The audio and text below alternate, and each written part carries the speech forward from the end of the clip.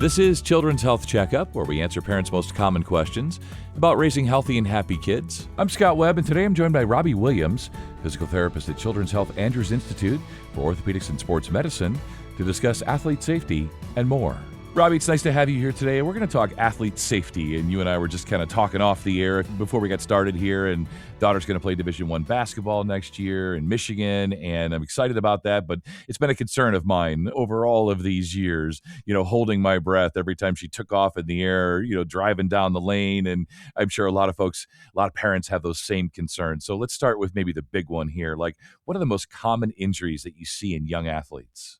The spectrum of injuries is almost mirrored the sport at which the athlete's doing anymore. But the big thing with it is sports have kind of evolved over the last 20 years. They're not seasonal like they used to be. Example being a young boy would play soccer or football in the fall, they'd play basketball in the winter, and then in the spring they would run track or play baseball. Right. Sports specialization has become a real thing, and now a sport, if you will, say basketball, is almost become a year-round activity, whether through training camps, club teams, your school team. And so unfortunately, because of the mass increase in volume that the athletes are participating in one specific sport, we're starting to see just a lot of these overuse injuries. And it's purely just based on the volume of activity that the sport's asking from said individual. Yeah, that's so right. And that's so true in my experience with our daughter is just, basketball used to be a thing that I played like when I was a kid. I played it in the winter and then I did something else in the spring, whereas she plays basketball and practices basketball like 11 months out of the year. So you really do see how just those overuse injuries, and the miles that add up on young bodies, how they can lead to injuries, right? Yes, sir. Absolutely. And that's the thing. And so different sports require different movement patterns and things like that. And that's essentially what helped to kind of build the foundation of what makes an athlete an athlete. They're multidimensional, they understand and they're capable of doing things like speed, agility, power, multi-directional positioning, things like that. And sometimes with these sports specific activities of just doing the one sport, you're not necessarily always getting that variation in stimulus or requirement of like just different movement patterns. Yeah, it makes me wonder then, we've tried to, over the years, try to sort of look into our crystal ball and think about the injuries that our daughter, and I'm sure a lot of parents go through this, like what might they experience? What injuries might happen to them in this sport? So do you have some recommendations, like how we might be able to prevent sports injuries before they happen? Like, is that a thing? Obviously, that's where I feel like a lot of research has headed or the direction it's gone. But obviously, you've seen a large increase in amplitude of just sports performance facilities and things like that, and are Yeah. very data driven and things like that, and being able to pick up metrics of where somebody may be weak, where they may lack power, or they may lack mobility, and things like that. And so, as a clinician, I can't ever just sit here and say, like, hey, if you do this program, I'm going to guarantee that you're not going.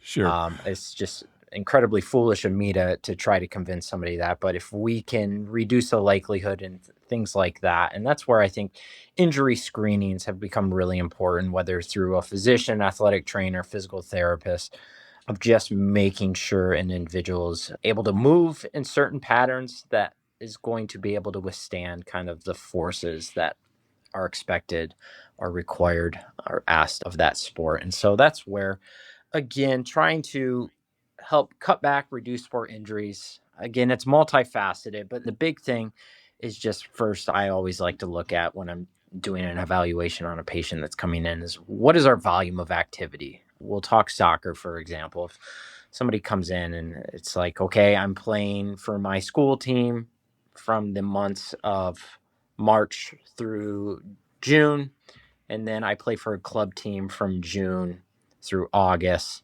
and then maybe I work some just with a coach during the fall months, and I go to like different facilities or studios and stuff like that. That's just screaming to me overload of just constantly doing the sport. I actually have gotten to the point where I really encourage getting in with a strength and conditioning coach during Mhm. your true off season, and just one kind of peeling back the layers of the onion of seeing like where you may have deficits, limitations, areas of prior injuries, in just working on building a robust system of speed, power, agility, strengthening. A lot of times with the injuries I'm seeing in clinic, a lot of these kids just need to get on just a broad spectrum, just strength and conditioning program, working in different types of movement patterns and stuff like that, that they're just not familiar with. Yeah, that's what our daughter does is she mixes in the speed conditioning training with basketball. She's also playing softball and just trying to use all the muscles and do different things in different ways and get as ready as she can, not only for college basketball, but to prevent injuries. And it makes me wonder, Robbie, like, how do we tell the difference, right, between, let's say, normal soreness, which, we adults have, kids have from sports and otherwise, and then the potential injury type things we hear from them? Yeah, and so everyone's a little different on that, especially you'll usually see some of those early signs at like the start of a season, especially if the athlete really hadn't been doing much prior to that. Some of that is just soreness of their bodies getting used to and adapting to the loads of the sport, the workload, things like that. Usually that's soreness that kind of works itself out over 48, 72 hours and things like that. Obviously, it becomes concerning for possible injury risk when you start to see things like pain, swelling, losses or decreases in motion, mobility, but also you'll start to see deficits in strength and the illicit like power force behind a certain Sure. movement. And obviously at the highest level, think of almost like a F1 race team. You've got a pool of sports specialists who are constantly analyzing the athletes, looking at all these variables, for lack of a better word, making sure that engine's firing the way it needs to. And so, obviously, quick, easy signs to notice that with a youth high school athlete is just making sure that they're not limping, say if it's a lower body injury, or they're not losing motion, or you're able to see signs of swelling Hmm. and stuff like that. Usually, general soreness itself should kind of work itself out over a span of 2 or 3 days. But if it's not getting better after that, that's certainly when you want to talk and let your athletic trainers know that are working with them. And they usually keep a really good close eye on that. And if they need to intervene just by adding in some corrective exercises to Sure. work on that, but also too, your athletic trainers are going to be speaking with physicians around there, and then determining, okay, if it's not getting better with these adjustments, maybe then it is time to get in and see a specialist that's a little more advanced, Right. whether a physician, PA, nurse practitioner. I haven't had much luck over the years with either of my kids convincing them to do really good, thorough warm-ups and stretching and, all of that. Maybe from you, from an expert for parents and passing it down to their kids, and maybe they're listening too. Like, what is the role? Like warm-ups, stretching, strength training, all of that. How do all those things contribute to keeping our kids safe and on the fields and on the courts and all of that? It's everything. And obviously, I feel like the younger you are, youth is a huge factor and a huge benefit to where kids feel like they Yeah, can just roll out of bed and run out to the field or court and just fire it up. But being a man from the Midwest, all too familiar with those winter mornings and having to of course. going outside Yeah. and preheating the car and starting that up on a brisk winter morning just to let the engine get rolling. And I kind of explain that same anomaly with the athletes of like you need to get your nervous system primed and fired. You need to get blood flow going. You need to get your body temperature up to essentially be able to withstand the forces and the stimulus that's going to be required of you for activity. And working with athletes across the spectrum, I always like to use it like you should theoretically be sweating by the time a contest starts. Sure. That tells me that your body temperature is where it needs to be. Muscles are moving, they're fired up. And so they're everything. And again, warm ups are going to vary based on what's available, time of the year, resources, things like that. But it certainly is always important that they're spending anywhere from 15 minutes to a half hour getting their body loose and primed before an activity. So that's kind of the before. How about the after? I'm sure a lot of parents have difficulty holding these thoroughbreds back, right? And slowing them down a little bit. Haven't had much luck with my kid. She's up at 6 in the morning. She's working out. She's shooting baskets, going to school, all this stuff. I'm sure parents are nodding their heads. So, like, how important is rest? And maybe what are some of the risks we're discussing here, playing year round and specializing maybe in sports, too early? Yeah, absolutely. And so you're just constantly putting a stimulus on your body, and you're in Right. like your central nervous system's in that like fight or flight mode constantly. And your body just doesn't know when to calm down, shut things down, go into that recovery mode if you're constantly just hitting the rev limiter or pushing the expectations of what the body's capable of. And so the rest is really important, not only from a physical perspective in recovery, but also from just a psychological standpoint as well. Burnout is certainly a real thing. And Yeah. the expectations across various levels of youth all the way up to high school, collegiate, pro sports, it certainly is a rising thing of burnout and stuff like that, lack of desire to continue playing, especially if they're not able to escape, focus on themselves, do different things. And so that certainly has become a rising thing. And a lot of that has been correlated with some of these sports specialization activities. Yeah. So yes, being able to kind of like just shut the body down, that's essentially when your body knows like, okay, I'm not in that fight or flight mode. I can start to recover. I can work on things like mobility, strength and conditioning, do a different sport, do a different activity, and just letting their body naturally recover. I feel like there's been a huge push over the last 10 years of various different recovery treatments, modalities, things like that, that you can Hmm. buy at local sporting goods stores or online, things like that. Yes, they are helpful, certainly in season, but to me, some of these too are they're just band-aids. I usually will tell parents and athletes that look, if you're not getting the appropriate rest, nutrition, hydration, psychological just recovery, all these other great tools, like they're meaningless if you're still not taking care of those foundational things of rest, repair, nutrition, hydration, things like that. When do you recommend, that a child stop playing and be evaluated by a medical professional? We're talking about so many sports across so many different kinds of kids, and no, it's not a one size fits all, but generally, like, how do we know, like, okay, it's time they see an expert? Yeah, and that's where our on the field staff, coaches, athletic trainers, strength coaches, things like that, parents as well, that able to keep an eye on the child, and the body's going to tell you if something's wrong. And obviously, the athlete himself, they want to do everything possible to stay out on the field. And so, Of course, you yeah. you were spot on. They're rarely the first ones to tell you that something's off.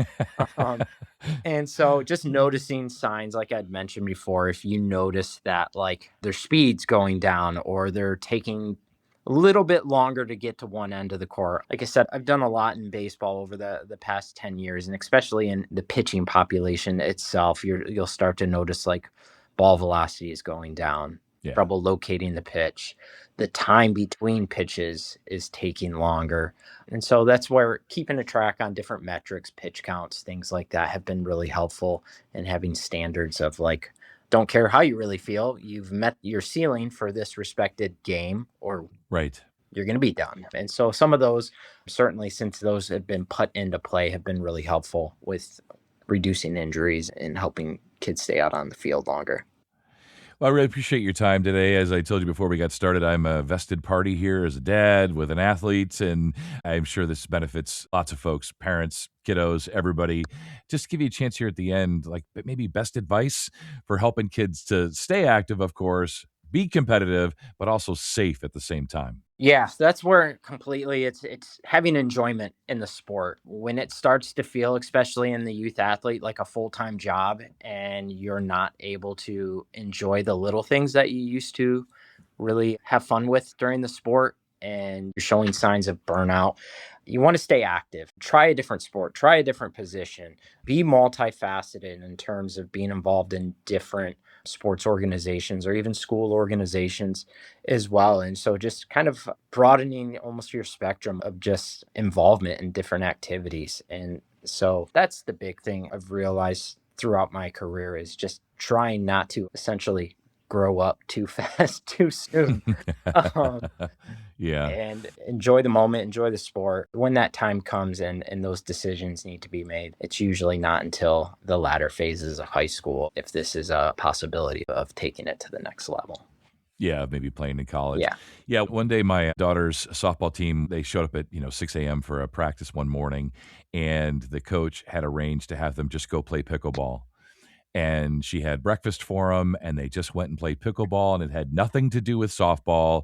It was just fun and team building, and that made me so happy because, to your point, when we start talking about just overuse and burnout and all these types of things that parents might be dealing with their kiddos, sometimes you just go play pickleball and have fun and be a kid and, remember that they are still kids and don't force them to grow up too early, right? Exactly that. Exactly that. And there's too much stress in our lives, and being able to just go out and be a kid Yeah. is the best thing for them. And that was certainly kind of like one of the big messages with Dr. Andrews, who's founded multiple orthopedic facilities and obviously has partnered with Children's Health here in Plano, and is essentially the focus of young players should be to develop physical fitness, athleticism, and general knowledge of the game. Yeah. All right.